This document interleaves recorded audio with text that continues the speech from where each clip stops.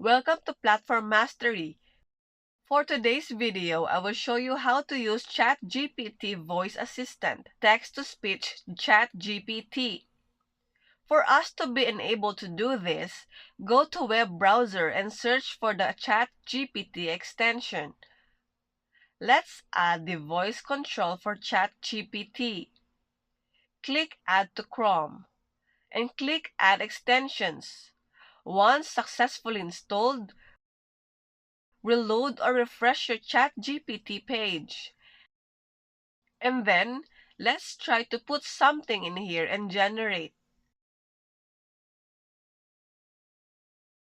Here, the text was generated into speech. The phrase emphasizes the importance and benefits of having clear. We can also change the tone of our voice according to nationality of the voice AI. You can break down your big goals into small. And that is how to use ChatGPT Voice Assistant, text-to-speech ChatGPT. Thank you for watching. For more videos like this, click on the notification bell and please don't forget to subscribe on our YouTube channel. Bye!